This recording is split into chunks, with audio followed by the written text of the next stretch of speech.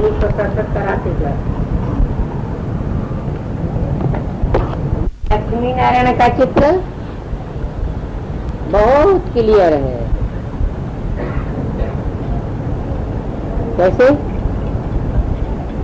और चित्र इतने क्लियर नहीं है जितना लक्ष्मी नारायण का चित्र है। इसमें क्या खास बात है?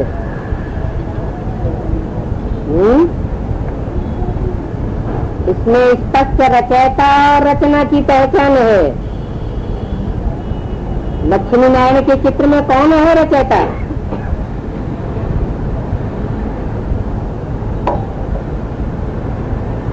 जो प्रकाश की लाइट के बीच में अर्थात संगमयुगी ज्ञान प्रकाश के बीच में लक्ष्मी नारायण दिखाए गए हैं, जो कि नारायण का अर्थ है असली। नार माना जल, ज्ञान जल, उसे ज्ञान जल कहो, ज्ञान प्रकाश कहो, बात एक ही है। उस ज्ञान प्रकाश की दुनिया के बीच में रहने वाले लक्ष्मी नारायण एड़ी से चोटी तक ज्ञान के रंग में रंगे हुए हैं। वो है रचयिता नई दुनिया की, और उनके नीचे दिखाई गई है उनकी रचना।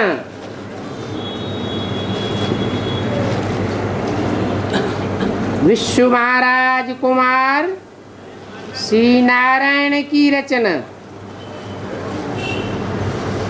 श्री कृष्ण और श्री राधे।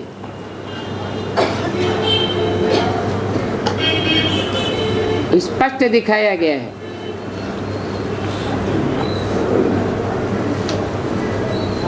कि जो सक्षम संगमयुगी लक्ष्मी नारायण है,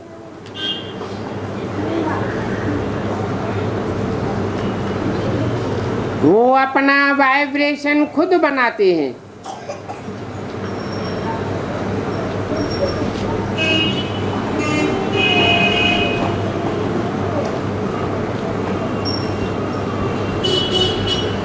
तेज से पैदा हुए हैं, अर्थात याद से उनकी प्रत्यक्षता हुई है। और याद की स्टेज, वो निराकारी स्टेज उनको प्रत्यक्ष करती है।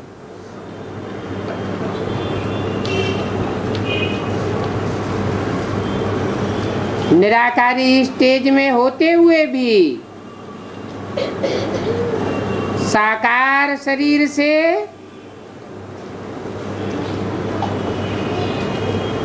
निर्मल वायुमंडल वाले दिखाए गए हैं।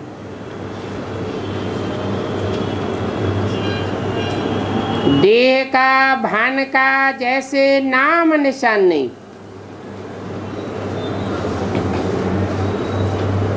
सतयुग की जो रचना होगी, फर्स्ट प्रिंसेस राधा कृष्ण,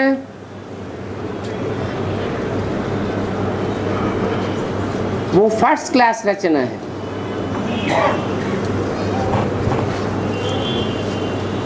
क्योंकि वाइब्रेशन से उनकी पैदाइश होती है।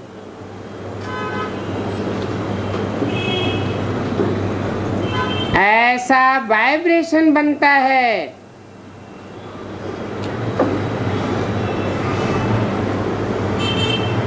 लक्ष्मी नारायण की याद का, कि वो वाइब्रेशन राधा कृष्ण को जन्म देता है। वाइब्रेशन अर्थात देह भान का नाम नहीं।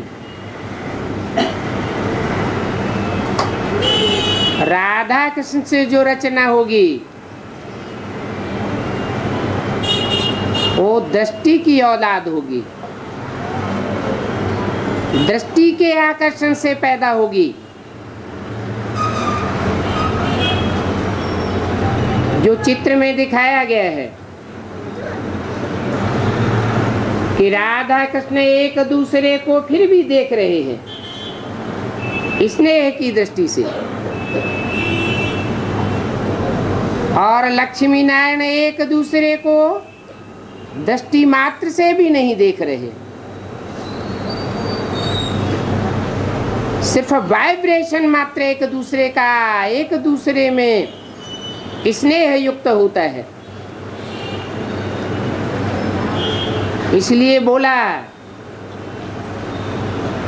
कि लक्ष्मी नारायण का चित्र बहुत क्लियर है। वो चित्र है चरित्र को दिखाने वाला। कैसी दुनिया बनाई उन्होंने अपनी, एक वाइब्रेशन वाली दुनिया बनाई, अब बेविचारी वाइब्रेशन की दुनिया।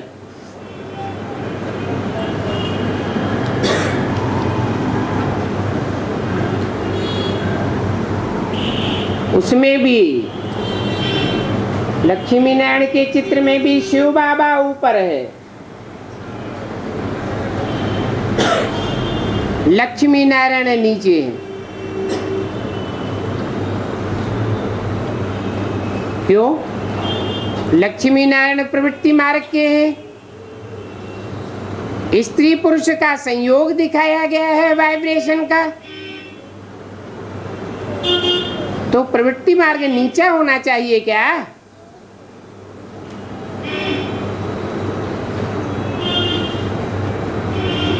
शिव बाबा ऊपर दिखाया गया है। शिव बाबा एक है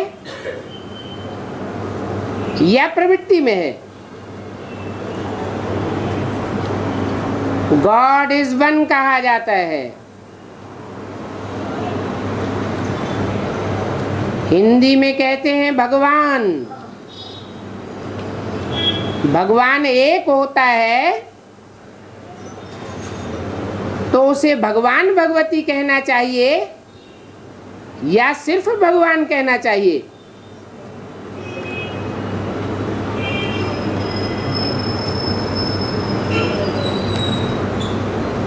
कलयुग के अंत में मनुष्य मात्र झूठा हो जाता है।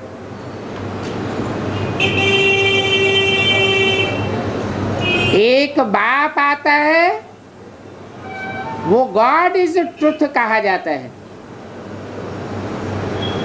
एक सद्गुरु निराकार। सद्गुरु का मतलब ही है एक सच्चा गुरु, बाकी सब झूठा रास्ता बताने वाले। तो गॉड फादर ऊपर में बैठा हुआ है, उसमें भी दिखाते हैं त्रिमूर्ति। ब्रह्मा की मूर्ति, विष्णु की मूर्ति और शंकर की मूर्ति। परंतु तीनों मूर्तियों में भी टाइटल दिया जाता है देव देव महादेव। गॉड इज वन, तो गॉड का बच्चा भी वन कहा जाता है। वो दो में प्रत्यक्ष नहीं होता। वो निराकार शिव ज्योति बिंदु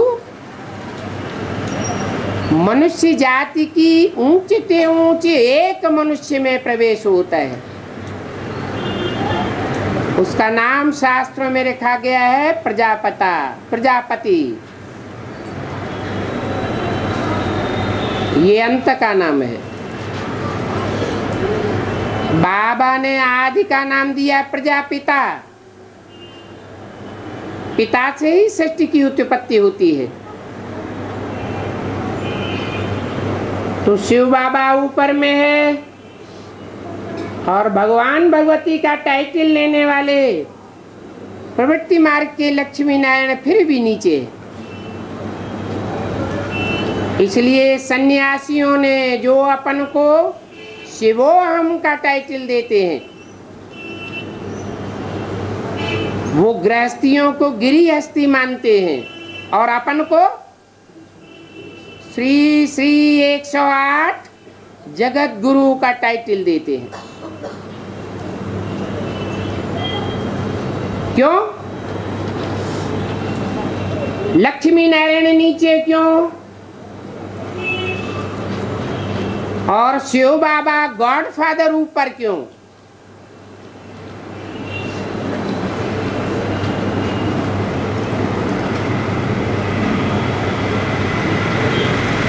कोई कारण?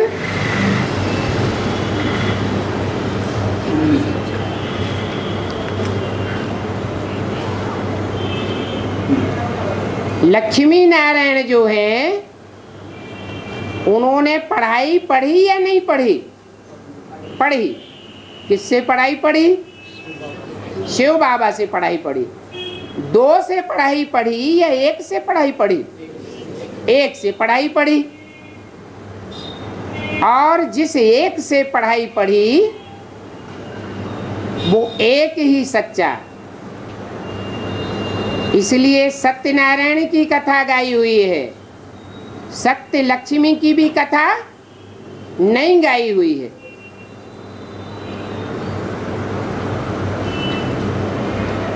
वो है सबका बाप,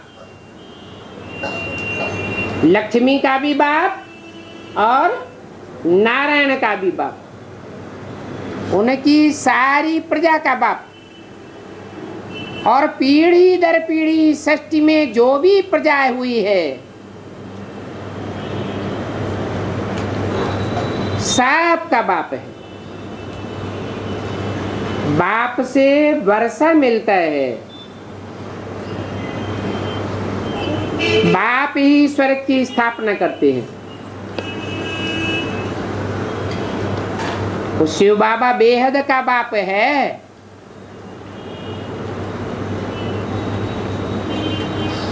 सिर्फ लक्ष्मी नारायण का बाप नहीं है। हाँ, लक्ष्मी नारायण ने ऊंचे से ऊंचे पुरुषार्थ किया तो स्वर्ग के मालिक बने, विश्व के मालिक बने।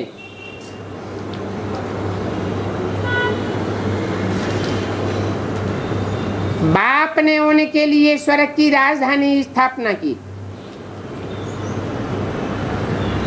विश्व के राज्य की स्थापना की।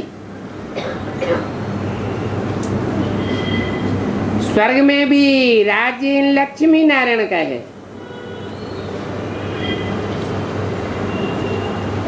क्योंकि लक्ष्मी नारायण ही स्वस्थिति में पहले स्थित होते हैं। क्या शिव बाप से भी पहले स्थित होते हैं?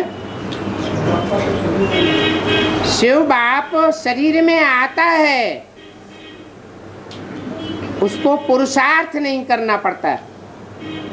और लक्ष्मी नारायण को तो बल शिव बाप प्रवेश करते हैं तो भी पुरुषार्थ करना पड़ता है, उल्टी सीढ़ी चढ़नी पड़ती है।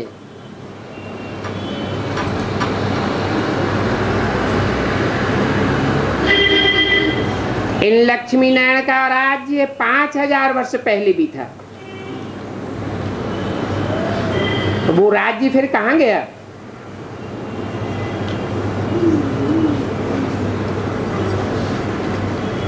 बाप समझाते हैं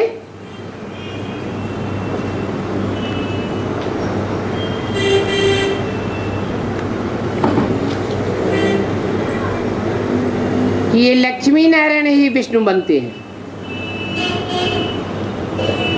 फिर 84 का चक्कर खाए फिर ब्रह्मा बनते हैं।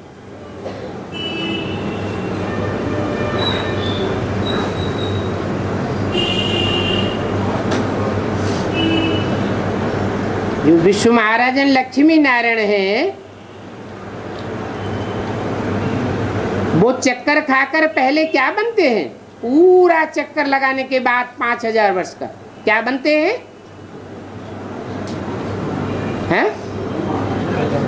ब्रह्मा बनते हैं। उस ब्रह्मा का पूरा नाम क्या है? अरे, प्रजापिता ब्रह्मा। दिखाते भी हैं कि विष्णु की नाभि से ब्रह्मा निकला।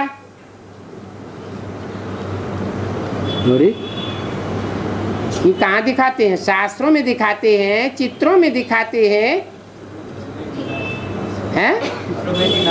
शास्त्रों में दिखाते हैं। तो शास्त्रों में जो बातें दिखाई गई हैं वो कहाँ की यादगार हैं? संगम युग की यादगार है। तो संगम युग में विष्णु की नाभि से ब्रह्मा कैसे निकला?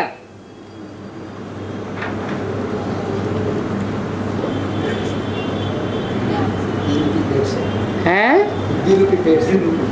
हाँ हाँ, वो विष्णु कौन? विष्णु कोई एक को तो नहीं कहा जाता। विष्णु तो कहा जाता है दो के संस्कारों के मेल को।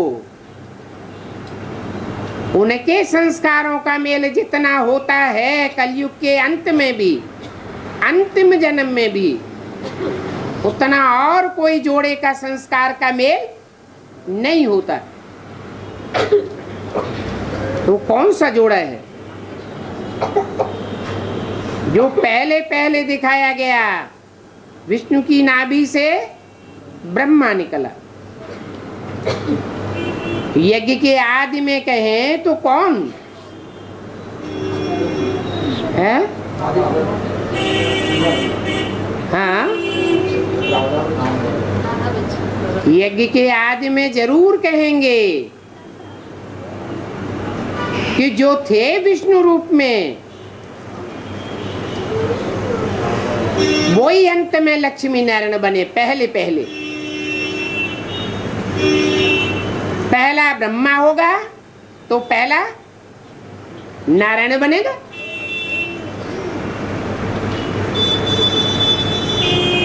तो दिखाते हैं कि विष्णु की नाभि से ब्रह्मा निकला। जिनके लिए मुरली में आया हुआ है, ऐसे ऐसे बच्चे थे जो मम्मा बाबा को भी डायरेक्शन देते थे, ड्रिल कराते थे।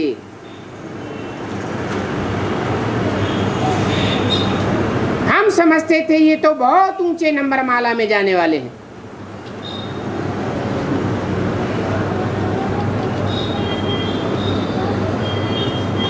पढ़ाने वाले तो थे।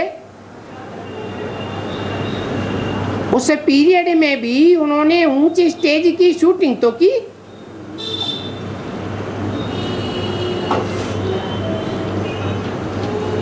तो वो युगल जोड़ा क्या आपस में लड़ भिड़ करके अलग हुआ होगा?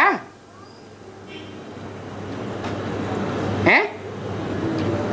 उसके लिए तो अंतिम जन्म का भी गायन है शास्त्रों में। विष्णु की नाभि से ब्रह्मा निकला। तो अंतिम जन्म का भी गायन है। तो जो आदि में सो अंत में होता है। फिर ब्रह्मा कौन सा निकला? विष्णु की नाभि से ब्रह्मा निकलने में 1 सेकंड का टाइम बताया या लंबा टाइम बताया? लंबा टाइम बताया। तो ब्रह्मा कब प्रत्यक्ष हुआ? यज्ञ के आदि में तो प्रत्यक्ष नहीं हुआ। कब हुआ?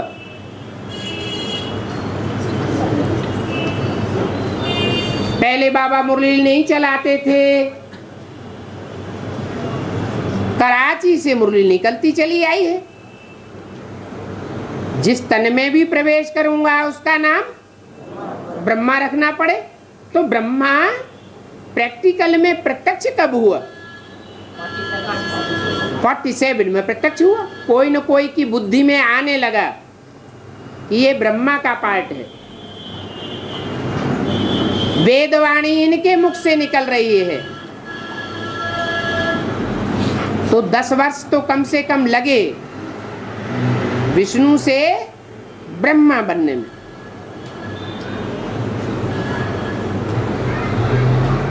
फिर कहेंगे ब्रह्मा की नाभि से विष्णु निकला। 47 में ब्रह्मा निकला। फिर उस उसकी नाभि से विष्णु कब निकला? शूटिंग पीरियड में। कब कहेंगे? अरे मुरली में तो घोषणा की गई है 76 की घोषणा की गई है। 10 वर्ष में इन लक्ष्मी नारायण का राज्य स्थापन होगा और उसके बाद सारी दुनिया में विनाश ज्वाला फैल जाएगी। जो गायन है रुद्र ज्ञान यज्ञ कुंड से विनाश ज्वाला प्रज्वलित हुई, सो सारी दुनिया को चपेट में ले बैठी।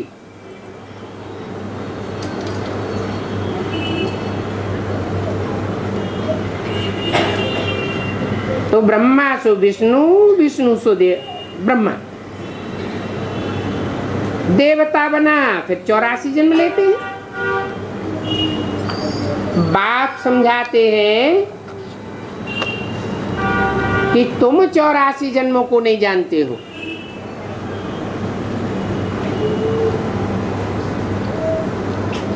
मैं ही आकर के बताता हूं। तुम माना कौन है?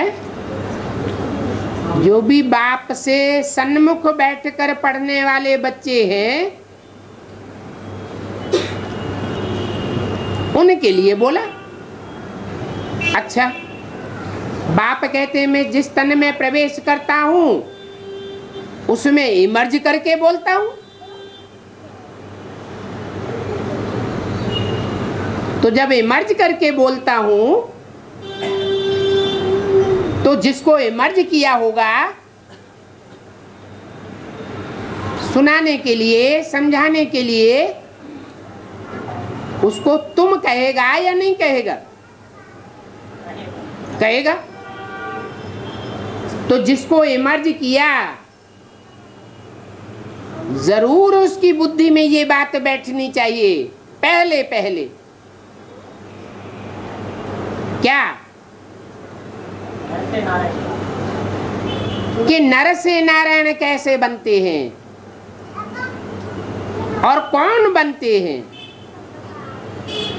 पहले पहले उसकी बुद्धि में बैठना चाहिए।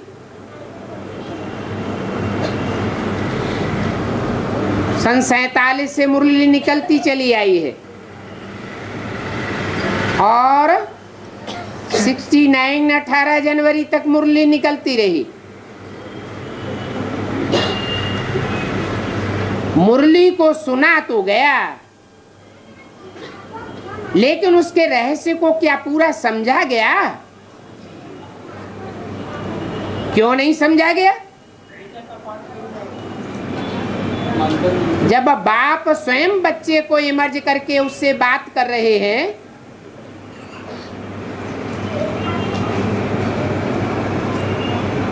तो बाप भी समझाने वाला है और बच्चा भी समझने वाला है। तो वो वाइब्रेशन उस बच्चे तक नहीं पहुंचेगा क्या? पहले पहले नहीं पहुंचेगा है? पहले पहले उस बच्चे तक वो वाइब्रेशन पहुंचता है। मुरली के एक एक वाक्य का, एक एक अल्फाज का रहस्य उस बच्चे की बुद्धि में बैठता है।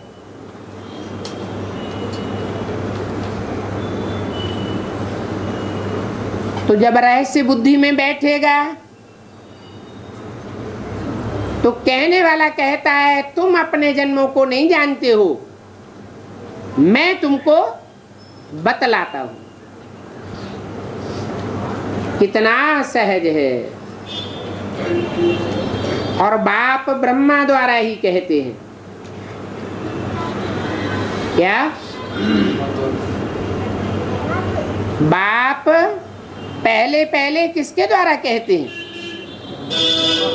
ब्रह्मा द्वारा ही कहते हैं कि मुझे पारलौकिक बाप को याद करो।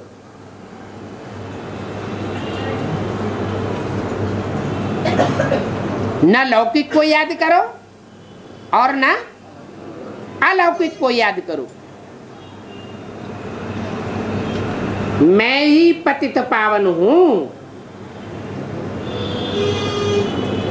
कहने वाली दो आत्माएं हैं या एक आत्मा है?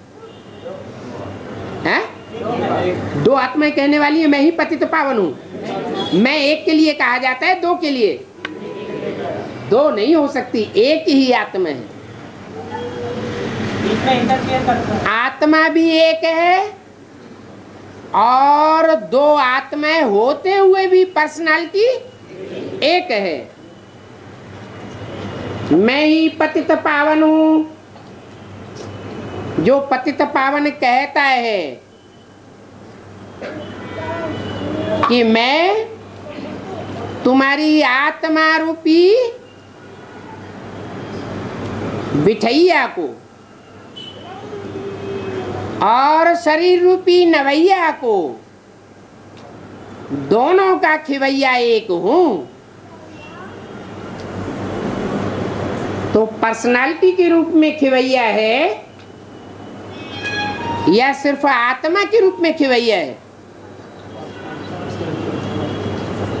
नवैया को खोया जाता है और नवैया में बैठने वाली आत्मा उसको पार लगाया जाता है। कहे के पार जाना है? ये विषय सागर के पार जाना है, क्षीर सागर में जाना है।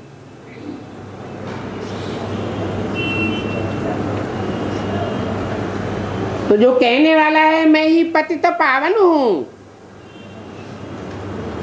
वो पतित आत्माओं को पावन बनाता है या शरीर को पतित से पावन बनाता है? जो आत्मा है वो आत्मा को पतित से पावन बनाता है। डॉक्टर बनेगा। आत्मा का उद्धार आत्माओं का बाप करता है और शरीर का उद्धार शरीर का बाप करता है। उसके ऊपर जिम्मेवारी आती है क्योंकि वो मनुष्य शरीर का बाप है, मनुष्यों का पिता है।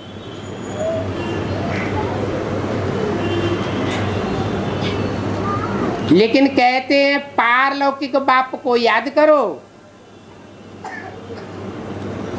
ये जो मनुष्य सृष्टि का बाप है ये पारलौकिक बाप कहा जाएगा या लौकिक बाप कहा जाएगा? है?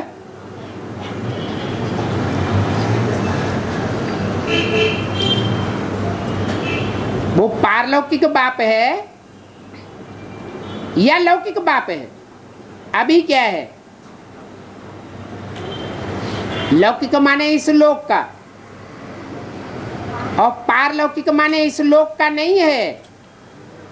इस लोक से जो परे का परे लोक है, जहां और किसी की पहुंच नहीं हो सकती, ऐसी परे की स्टेज में रहने वाला है। हैं तो बेहद के दो बाप, एक आत्माओं का बाप और दूसरा मनुष्य सृष्टि का बाप। मनुष्य सृष्टि का बाप ऑलराउंड पार्टधारी होने के नाते जास्ती से जास्ती टाइम इस लोक में रहता है या पारलोक में रहता है? इस लोक में रहता है।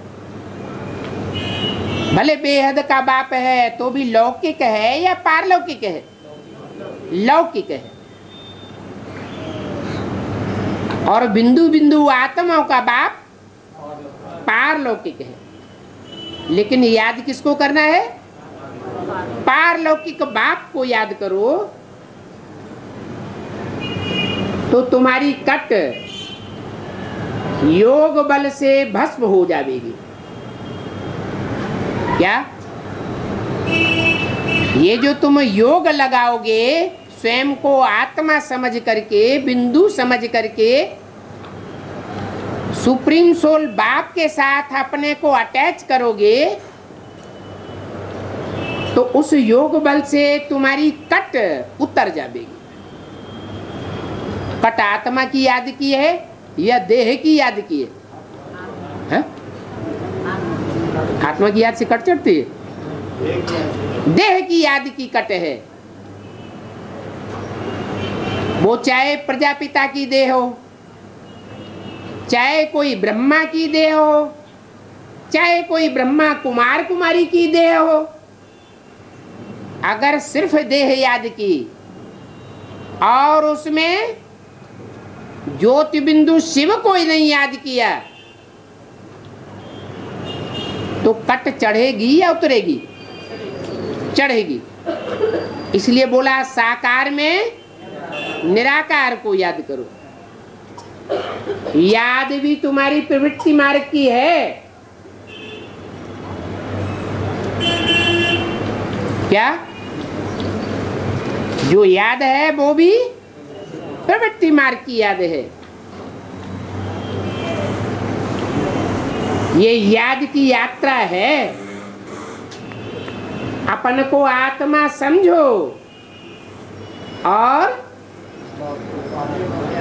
माम एकम याद करो।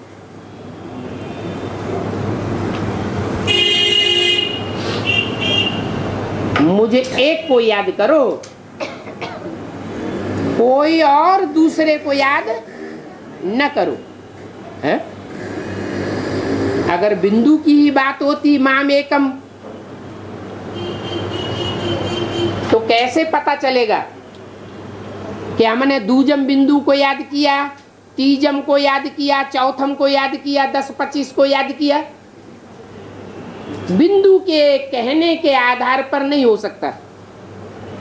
सिर्फ बिंदु समझने से एकम माम एकम दूजम नहीं हो सकता। कब हो सकता है? जब साकार में प्रवेश करे, मुकर्रर रथ में प्रवेश करे, तब कहा जाए माम एकम याद करो।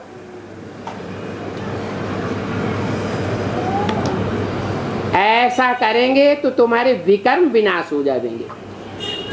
कौन से कर्म? वि माने विपरीत कर्म। ऐसे कर्म जो तुमने आत्मिक स्थिति में रहकर नहीं किए हैं, स्व स्थिति में रहकर नहीं किए हैं। कौन सी युग में नहीं किए? द्वापर से लेकर कलयुग तक और संगम युग में भी ढेर सारे कर्म होते रहते हैं जो कैसे नहीं किए हैं? स्व स्थिति में स्थित होकर नहीं किए हैं। इसलिए वो विकर्म बन गए हैं, विपरीत कर्म बन गए हैं। और कौन से युग में स्व स्थिति में रहकर कर्म करते हैं? सतयुग त्रेता में स्व स्थिति में रहकर कर्म करते हैं, इसलिए वहां कोई भी कर्म नहीं बनता। और इसके अलावा और कौन सा युग है जिसमें स्व स्थिति में रहकर भी कर्म कर सकते हैं? पुरुषोत्तम संगम युग है। यहाँ विकर्म भी होते हैं और यहाँ अकर्म भी कर सकते हैं, सुकर्म भी कर सकते हैं। तो बोला तुम्हारे विकर्म विनाश हो जाएंगे, फिर तुम ही यह बन जाएंगे। क्या बन जाएंगे? ये लक्ष्मी नारायण बन जाएंगे। अभी तुम ब्राह्मण हो, माने क्या नहीं हो? देवता नहीं हो। देवता माना संपूर्ण और ब्राह्मण माना संपूर्ण। ब्राह्मण माना देवता। और सिर्फ ब्राह्मण कहा जाए तो अपूर्ण है। अभी अभी ऊंची स्टेज और अभी अभी नीची स्टेज।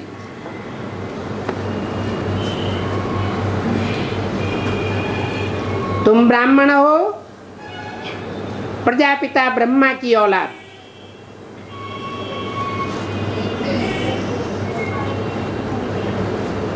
सिर्फ ब्रह्मा की औलाद नहीं हो, किसकी औलाद हो? प्रजापिता ब्रह्मा की औलाद। जैसे कहते हैं हम अम्मा बाप की औलाद हैं, माँ बाप की औलाद हैं, ऐसे कहना अच्छा नहीं माना जाता कि माँ की औलाद हैं हम सिर्फ। नहीं, माँ बाप दोनों की औलाद हैं। बाप ने समझाया है कि बाप ही आकर आत्माओं को ज्ञान देते।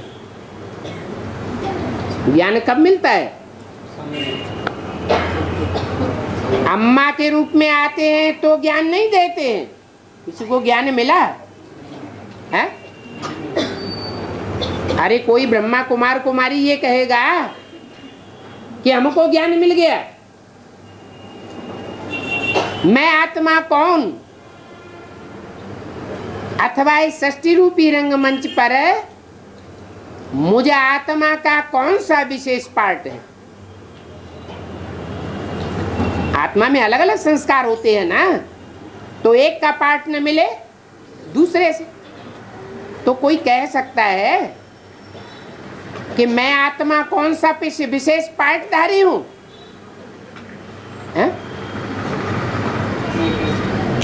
अगर नहीं कह सकता है तो इसका मतलब आत्मा का भी ज्ञान नहीं मिला, और आत्मा का ज्ञान नहीं मिला तो निश्चयात्मक बुद्धि से जरूर पारलौकिक बाप का भी ज्ञान नहीं मिला। निश्चयात्मक बुद्धि से अगर बाप को पहचान लिया, जब बच्चा पैदा होता है तो पैदा होते ही बाप की मिल्कियत का वारसदार बन जाता है।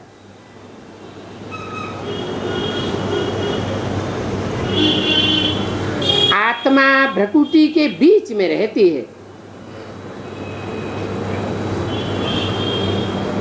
क्या? और दूसरा स्थान नहीं है। उत्तमांग में भी दो आंखों के बीच में जो स्थान है, नाक के ऊपर, ये तीन विशेष कार्य करता है। नाक, कान, आंख, इन विशेष कार्यकर्ताओं के बीच में रहती है। जैसे कोई राजा होता है तो अपने विशेष सेनापतियों और आमात्यों के बीच में रहता है।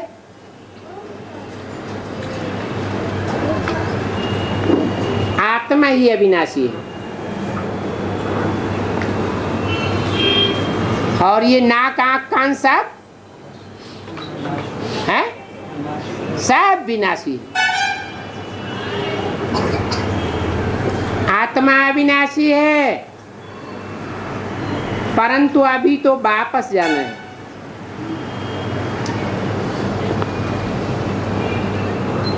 कहाँ वापस जाना है? आत्माओं के लोक में वापस जाना है। इसलिए बाप कहते हैं कि अपन को आत्मा समझो और बाप को ही याद करते करते तमो प्रधान से सतो प्रधान बन जाओ। और कोई दूसरा रास्ता नहीं है। जैसे जैसे उतरे हो वैसे ही चढ़ते भी हो। कैसे उतरे हो? है ऊपर से जब नीचे उतरे तो ढेर की ढेर आत्माओं के संग के रंग में आते गए, देहधारियों के संग के रंग में आते गए, नीचे उतरते गए, देह की कट चढ़ती गई, देहधारियों की स्मृति की कट चढ़ती गई। ऐसे तो नीचे उतरे। अब ऊपर चढ़ने के लिए उल्टा करना पड़े। क्या करना पड़े? जिन जिन देहधारियों का जन्म जन्मांतर संग किया है वो अभी शूटिंग पीरियड में हिसाब किताब लेने आवेंगे। स्मृति में हिसाब किताब लेने तो आते हैं ना, हैं? आते हैं। अब क्या पुरुषार्थ करना है? हैं? उन देहधारियों को देखते हुए नहीं देखना, उनकी बातों को सुनते हुए नहीं सुनना। इसलिए मुरली में बोला, लौकिक संबंधियों से न कुछ पूछना है और न उनकी मत पर चलना है। अगर उनकी मत पर चल पड़ेंगे तो क्या होगा? है? फिर नीचे गिरना शुरू हो जाएगा। उनसे पूछते हैं, इसका मतलब बाप को भूले हुए। तो जैसे जैसे नीचे उतरे हो, देहधारियों से बुद्धि योग चिपकता रहा है, ऐसे ही उसी तरीके से अब ऊपर चढ़ना है। क्या करना है? देहधारियों से बुद्धि योग तोड़ना है और एक बाप से जोड़ना है। माना सतयुग आदि से ही ये जोड़ तोड़ शुरू हो जाती है।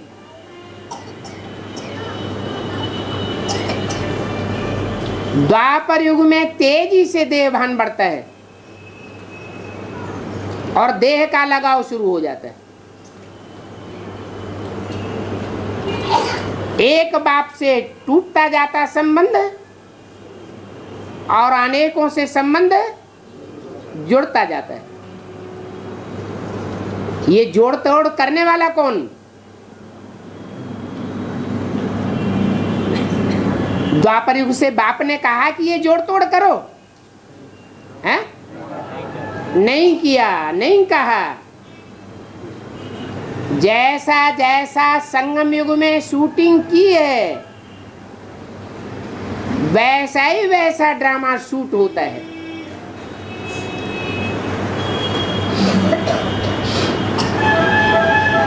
न पारलौकिक बाप ने कराया न किया, न लौकिक बेहद के बाप ने कराया न किया।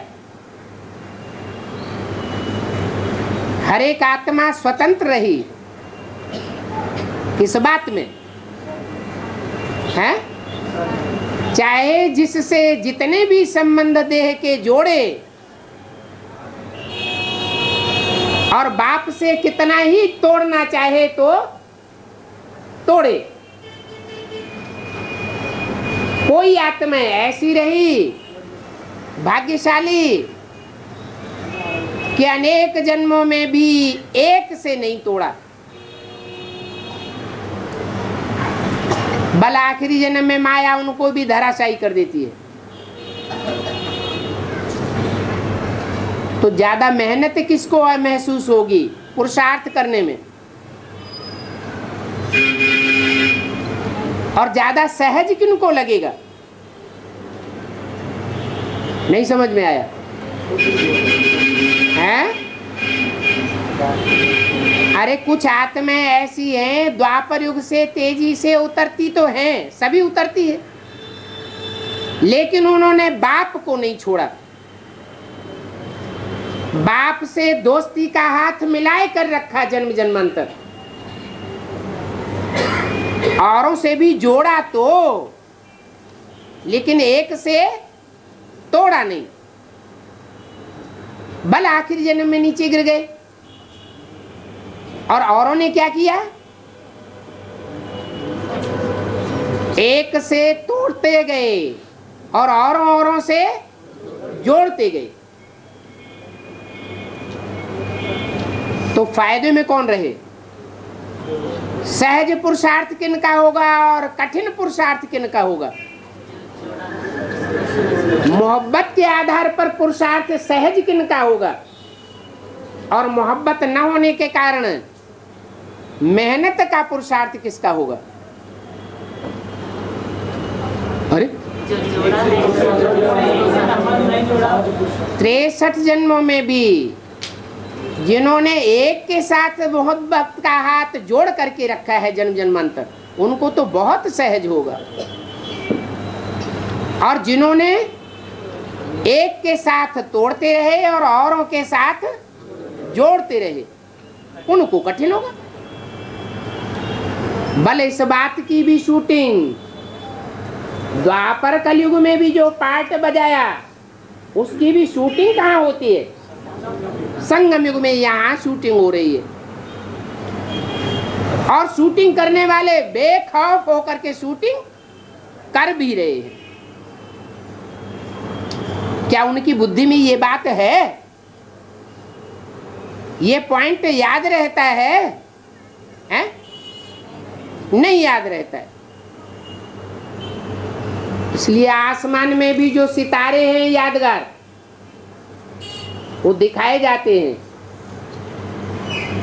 कोई 2-3 सितारे लगातार साथ साथ रहते हैं, बल ध्रुव तारे से कितना भी दूर चले जाएं, लेकिन साथ साथ रहते हैं।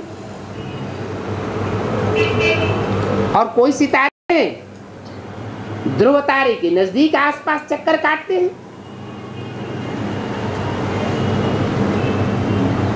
तो भांति भांति के पार्टधारी ये नहीं कह सकते कि भाग्य विधाता भाग्य को जो हमारे किस्मत में लिख दिया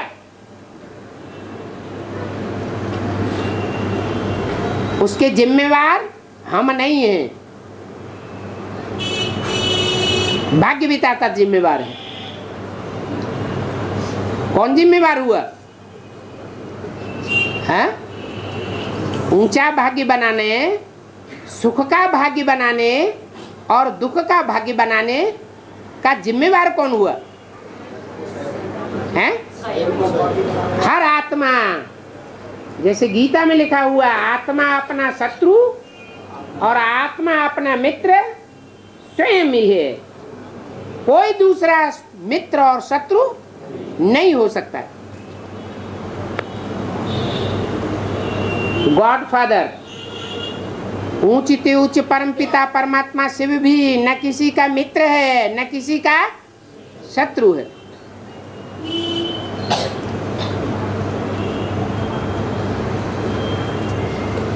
आत्मा का योग लगने से तुम्हारी बैटरी भर जाएगी।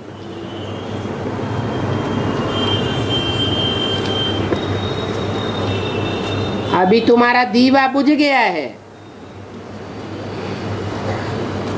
क्योंकि बैटरी खाली हो गई है। तो फिर दीवा जले कैसे?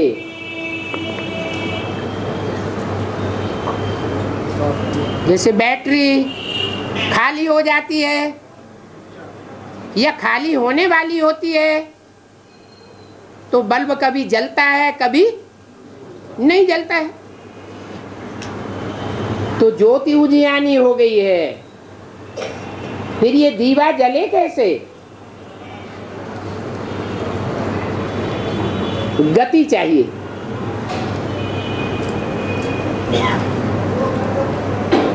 क्या?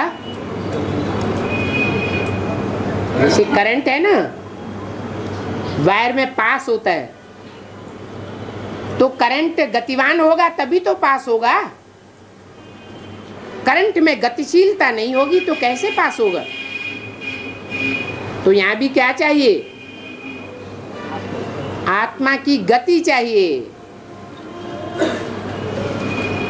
गति ऊंची स्टेज या सदगति ऊंची स्टेज है? अरे गति ही नहीं है तो सदगति कैसे होगी? पहले तो परम धाम वापस जाना पड़े, बाद में सदगति हो या न हो या नंबरवार हो, तो आत्मा गतिशील होनी चाहिए, माना पत्थर बुद्धि न बनी रहे, भैंस बुद्धि न बनी रहे। आत्मा में मनन चिंतन मंथन चलना चाहिए, गति चाहिए।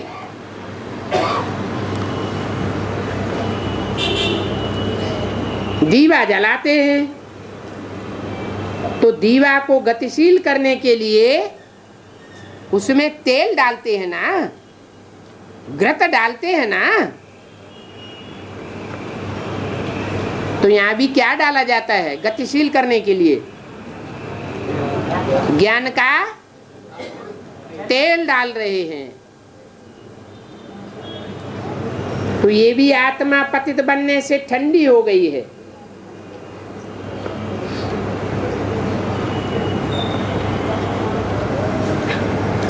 प्रजापिता भी है पतित। क्या? बहुत से भगत होते हैं, राम के भक्त रहीम के बंदे हैं, ये सब आंखों के अंधे। वो बस देहदारी को ही पकड़ लेते हैं। कृष्ण के भक्त होंगे तो ब्रह्मा को ही पकड़ लेंगे, बस ब्रह्मा ही ब्रह्मा। राधा के भक्त होंगे, बस राधा को ही पकड़ लेंगे। बाप कहते हैं इन सब देहधारियों का बाप कौन है? सारी मनुष्य सृष्टि का बाप कौन है? प्रजापिता। वो भी पावन कहेंगे या पतित कहेंगे? वो भी पतित है। इनको भी इन जैसा बनना है। किन जैसा? लक्ष्मी नारायण की तरफ, चित्र की तरफ इशारा किया। तत्वम, जो ये है वो ही तुम हो। पहले तो देवता, फिर क्षत्रिय, फिर वैश्य, और फिर नीचे ते नीचे उतर करके शूद्र बन जाते हैं। कौन?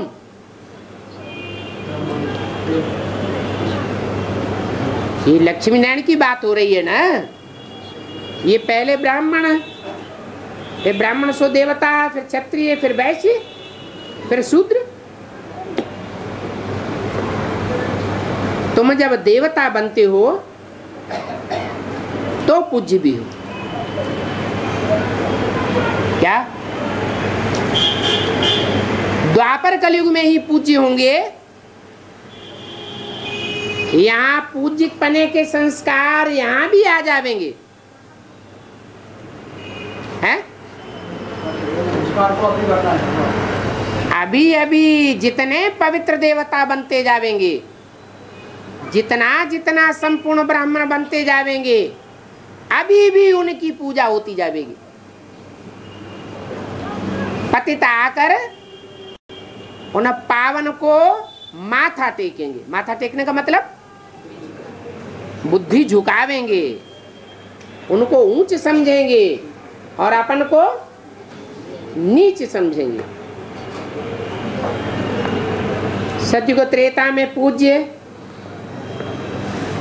फिर द्वापर कलयुग में पुजारी बनते हो। बाप कहते हैं मैं तो एवर पूज्य ही हूं।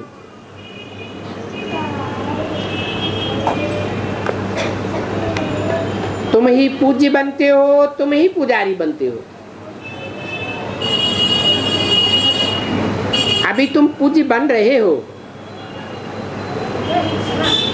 इस समय तुम ही बाप से वर्षा ले रहे हो। सतयुग का माया पर भी जीत पाने के लिए बल होना चाहिए। काहे का? माया पर जीत पाने के लिए कौन सा बल चाहिए? आत्मबल कहो, योग बल कहो, क्योंकि आत्मा में बल भी कहाँ से आता है? बाप की याद से आता है। और फिर ज्ञान को भी बल कहा जाता है। जो सच्चा बाप आकर के, सच्चा टीचर, सच्चा सदगुरु बनकर जो सत्य ज्ञान देते हैं, उस ज्ञान को जो जितना धारण करते हैं उतने बलवान बनते हैं। जो अच्छी रीति याद करेंगे तो वो ही सतो प्रधान बन जावेंगे, बलवान बन जावेंगे। जो बहुत बलवान होते हैं उनको महावीर कहा जाता है।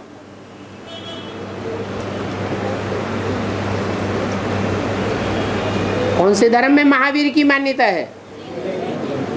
जैन धर्म में महावीर की मान्यता है। अगर थोड़ा योग होगा तो अंत में प्रजापद पावेंगे,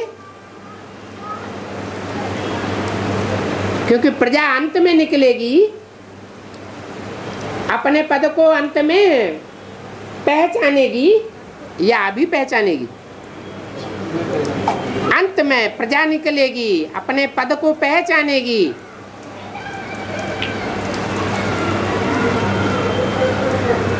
फिर भी पावन तो बनना ही है, चाहे प्रजा पद में जाने वाले हो और चाहे राज्य पद में जाने वाले हो।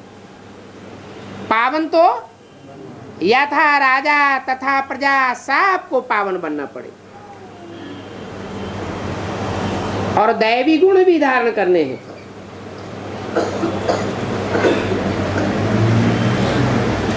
ये दैवी गुण धारण करने में सबसे बड़ा दुश्मन कौन आकर खड़ा हो जाता है सामने? रावण कोई एक रूप नहीं है, उसके भी 5 मुख्य रूप हैं। दैवी गुण धारण करने में सबसे आड़े कौन सा विकार आता है? काम विकार। ये काम महाशत्रु है। कहते भी है ना कि पतितों को आकर पावन बनाओ।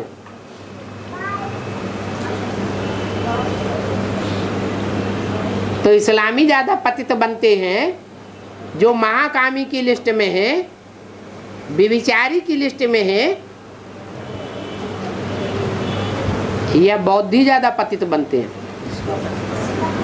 या क्रिश्चियन ज्यादा पतित बनते हैं। द्वापर युग शुरू होता है, पहले पहले जास्ती पतित होना कौन शुरू करते हैं? इस्लाम धर्म की आत्माएं। तो कहते भी हैं पतितों को पावन बनाओ। क्रोधी को पतित नहीं कहेंगे, क्रोध करने से कोई पतित नहीं होते।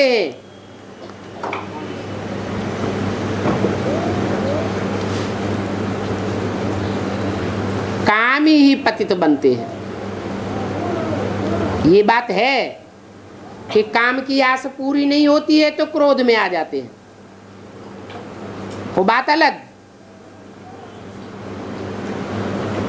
लेकिन क्रोधी को पतित नहीं कहा जाता।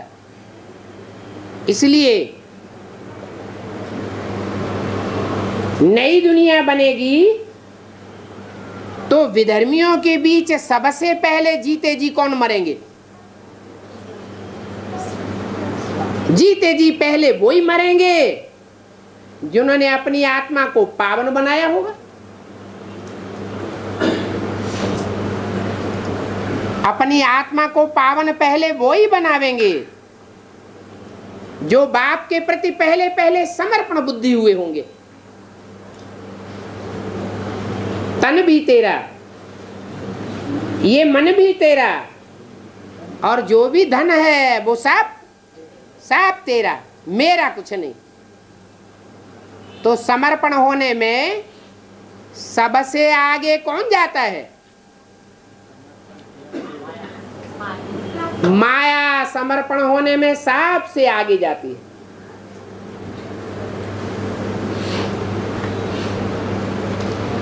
वो कौन से धर्म की मुखिया है? जरूर इस्लाम धर्म की मुखिया होगी। मुखिया सबसे पहले आगे कदम बढ़ा दे, तन से, मन से, धन से समर्पित होने से पहले बुद्धि से ही समर्पण हो जाती है। सबसे बड़ा समर्पण है बुद्धि का समर्पण। ये मन बुद्धि का अहंकार जल्दी नहीं जाता है। भले कोई देखने में आवे कि तन भी पूरा अर्पण कर देता है, जैसे चलाओ वैसे चलाएंगे, उल्टा लटका दो तो उल्टे लटक जावे।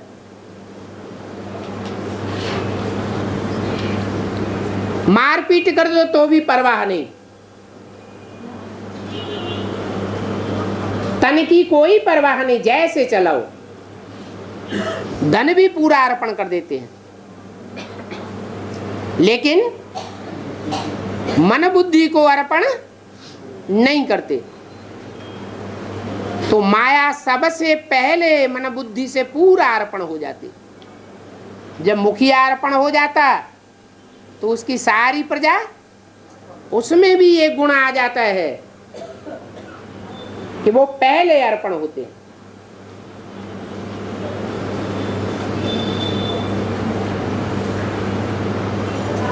तो ईश्वर के प्रति